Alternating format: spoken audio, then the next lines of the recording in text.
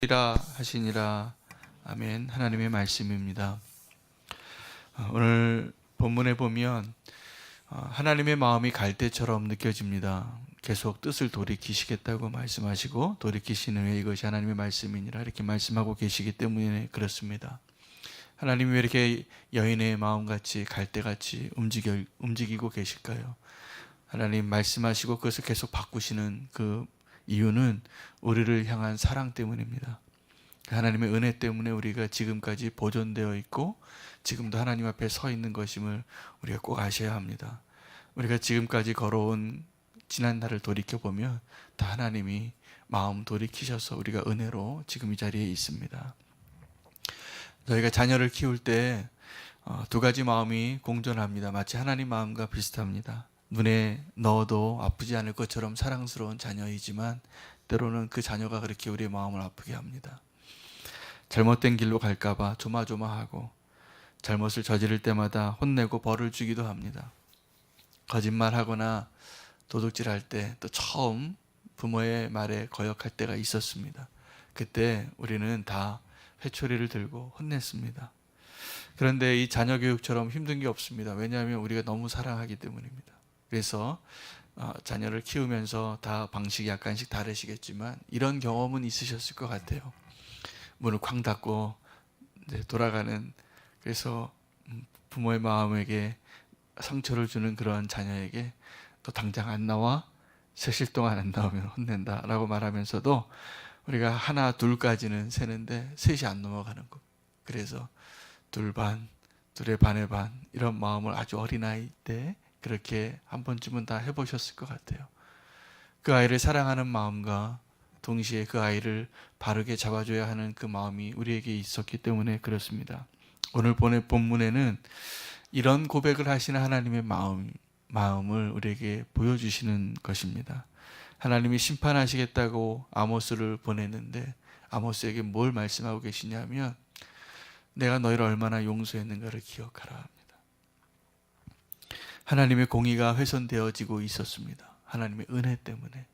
그래서 하나님의 공의와 하나님의 은혜는 사실은 함께 할 수 없는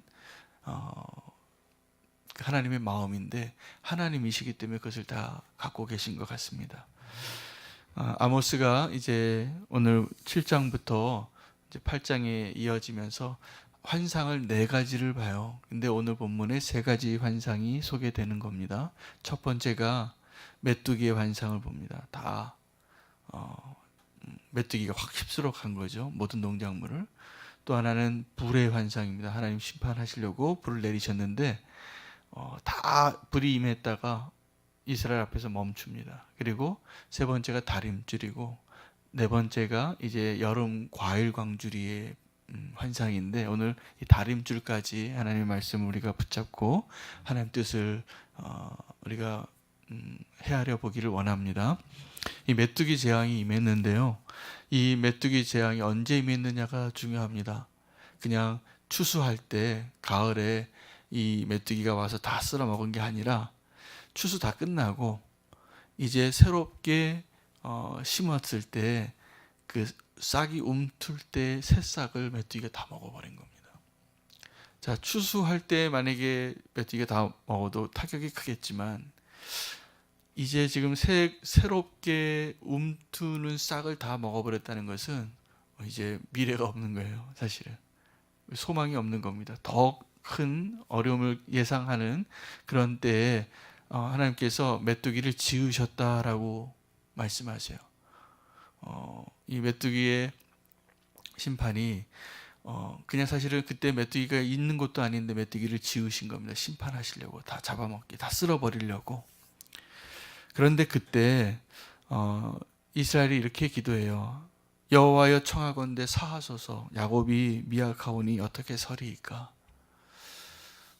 이게 우리가 오늘 하나님 앞에 서야 할 마음이라고 믿습니다. 이런 고백하기를 원합니다. 우리가 하나님께 은혜를 받을 수 있는 길은 뭐냐면 하나님 앞에 우리 자신을 겸비하는 겁니다. 그리고 엎드리는 겁니다. 하나님 용서해 주실 겁니다. 하나님이 우리가 하나님 앞에 엎드리면 하나님 우리를 용서해 주신 하나님이세요. 두 번째도 반복이 됩니다. 불재앙이 임하는데 불이 큰 바다를 삼키고 육지까지 먹으려고 하는데 그때 멈추게 된 거예요. 왜냐하면 야곱이 이렇게 기도했거든요. 하나님, 야곱이 이렇게 미약한데 좀 용서해 주세요. 이것을 감당하기 어렵습니다. 두렵습니다. 그렇게 하나님 옆에 겸비하는 자에게 하나님이 은혜를 주시는 겁니다. 또 돌이키세요. 그런데 이제 계속 돌이키셨던 그 하나님의 은혜를 망각하고 익숙해진 이스라엘이 그 마음의 우상을 버리지 않고 하나님을 실망시켰을 때 하나님께서 이제 다림줄 심판을 하시는 그 메시지를 오늘 붙잡아야 됩니다. 이 재앙의 의미는 뭐냐면 내가 다시는 용서하지 않겠다라는 것이에요. 내가 이 다림줄을 보고 있겠다. 이 기준점을 너희가 이 기준에서 떠나는 것을 내가 이제 용납하지 않겠다. 사실은 이 다림줄의 심판까지도 하나님의 사랑이 맞습니다. 하나님께서 이 다림줄 심판을 통해서 심판의 대상으로 내용으로 말씀하신 게 우상 숭배인데 그때 9절에 이렇게 말씀하십니다. 이삭의 산당들이 황폐되고 이스라엘의 성소들이 파괴될 것이라 내가 일어나 칼로 여로보암의 집을 치리라. 여러분 그 여로보암이 누구냐면 지금 요 아모스가 사역을 하던 당시의 왕이 여로보암인데 그 이전에 여로보암이 있습니다. 여로보암 1세가 솔로몬의 아들이 원래 르호보암인데 르호보암이 왕이 되고 선택을 처음에 잘못해요. 솔로몬의 영광이 있었는데 그 솔로몬의 영광을 이어서 이제 왕이 그 솔로몬의 아들이 르호보암이 왕으로 됐는데 이 르호보암이 그 백성들의 소리를 듣지 않고 저버립니다. 그리고 자기 동료들 그리고 자기가 같이 놀던 친구들의 말을 듣고 젊은 친구들의 말을 듣고 그 원로들의 말도 무시하고 하나님의 말도 무시하고 이렇게 얘기하죠. 내 아버지는 채찍으로 너희를 다스렸지만 나는 정갈로 너희를 다스리겠다. 솔로몬의 영광이 그냥 되어진 게 아닙니다. 백성들의 그 노동력을 착취하고 사실은 아주 어쩌면 폭정이 있었기 때문에 그 위대한 건축과 그 나라를 세우는 일 가운데 백성들이 사실은 무거운 짐을 지고 있었던 거죠. 그래서 너무나 무거운 짐을 지고 있었기 때문에 그 다음 왕 아들에게 우리에게 조금 더 자유를 주고 우리 허리띠를 좀 풀어주고 좀 살게 해달라 그랬을 때 반대의 길로 갑니다. 제가 보니까 김정은이 딱 이렇게 가고 있습니다.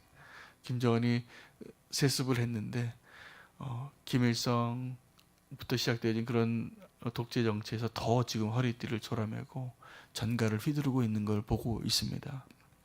하나님의 뜻이 있다면 분명히 저 북한에도 하나님께서 간섭하실 거라 믿습니다. 그런데 그 르호보암이 그렇게 잘못 정치를 한 거죠. 왕으로서 그렇게 잘못된 통치를 했을 때 그 르호보암에게 백성들을 이끌고 나와서 르호보암 왕에게 말했던 사람이 여로보암이에요. 근데 이 여로보암이 그래서 백성들의 마음이 돌아섰을 때 10지파를 데리고 북쪽에 나라를 세웁니다. 그게 북이스라엘입니다. 이 르호보암이 세웠던 나라가 남유다고.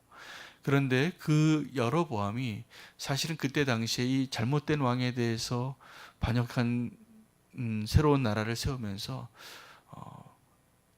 눈에 보이는 작은 잘못이지만 하나님 보시기에 너무나 큰 잘못을 저지른 시작이 있습니다.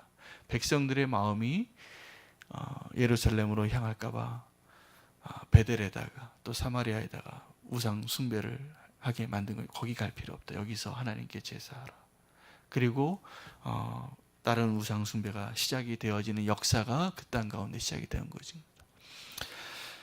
그 여로보암의 죄가 사실은 선한 일로 백성들을 인도한 것으로 시작이 되어졌지만 결말은 우상 숭배가 되었습니다.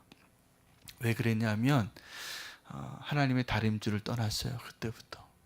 우리가 그 다림줄에 대해서 이제 오늘 붙잡으셔야 되는데 하나님이 지금 다림줄에 대한 메시지를 주시는 것은 경고이고 재앙이고 진노의 말씀을 주신 겁니다. 그래서 너희가 지금 이렇게 잘못되고 있으니 이 다림줄에서 벗어난 자들은 다 멸하겠다.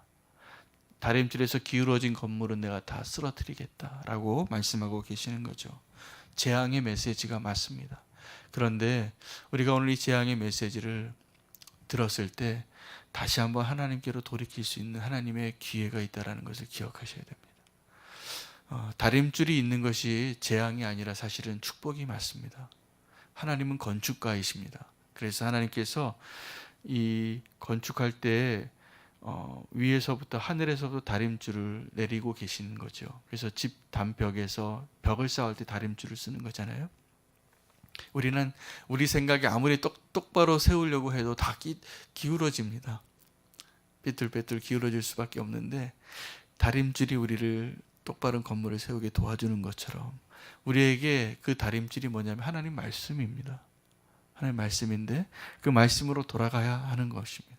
근데 우상 숭배하고 하나님께로 돌아가지 않았기 때문에 불행인 것이지 사실은 다림줄 자체는 축복이 맞습니다. 하나님이 놀라운 건축가이신 것을 믿으시길 바랍니다. 그래서 하나님이 우리를 사랑하시기 때문에 뜻을 돌이키셨던 것처럼 하나님 우리가 너무나 힘들어요. 우리를 도와주세요라고 엎드렸을 때 하나님 우리를 다시 한번 그 뜻을 돌이켜서 우리를 살려주신 것처럼 우리가 지금 해야 할 일은 하나님의 다림줄을 맞춰서 우리의 삶을 바꾸는 것입니다. 그 다림줄이 재앙의 심판의 근거이지만 우리를 살리는 근거이기도 하다는 것을 기억하십시오.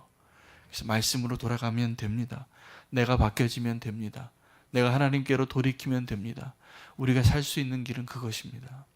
하나님께서 우리에게 다림줄 주신 것을, 다림줄을 말씀하신 것은 재앙의 메시지이지만 우리가 오늘 이렇게 기도하면 좋겠습니다. 하나님, 내가 그 다림줄에 맞춰서 나의 삶을 다시 한번 돌이키겠습니다. 나의 발걸음을 돌이키길 원합니다. 그 기준에 맞추길 원합니다. 그러면 우리를 살리실 것이라고 저는 믿습니다. 아직도 한 번의 더 기회가 있습니다. 내일 본문이지만 내일 그 여름 과일 강주리의 비유는 끝을 얘기하시는 거예요. 내가 끝을 작정했다. 그 날짜를 정했다. 그걸 말씀하시는 겁니다. 이 하나님의 예언이 점진적으로 두 번 그냥 돌이키신 하나님의 마음이 있고 지금 다시 한번 기준을 말씀하시는 것은 어쩌면 우리에게 마지막 찬스예요. 그래서 하나님의 말씀 앞으로 다시 한번 나갈 수 있는 저와 여러분 되기를 원합니다. 오늘 우리가 돌이킬 수 있는 것을 이 자리에서 하나님께 우리의 마음을 회복하고 주님, 내가 이렇게 내 길을 돌이키겠습니다. 기도할 수만 있다면 우리는 축복입니다. 그 축복의 자리로 여러분을 초대합니다. 오늘 그 말씀 가운데 우리를 겸비하여 다시 한번 엎드릴 수 있는 시간 되기를 원합니다. 우리 첫 번째 기도할 것은 우리가 주님께로 다시 한번 돌아가는 겁니다. 그래서 주님, 우리가 너무나 연약하오니 우리가 겸비하게 싸우니 우리에게 은혜를 다시 한번 주십시오. 우리가 주님께 겸비하는 모습으로 살게 하여 주시옵소서. 주님 앞에 기도하기를 원합니다. 주의 이름 부르고 기도하겠습니다.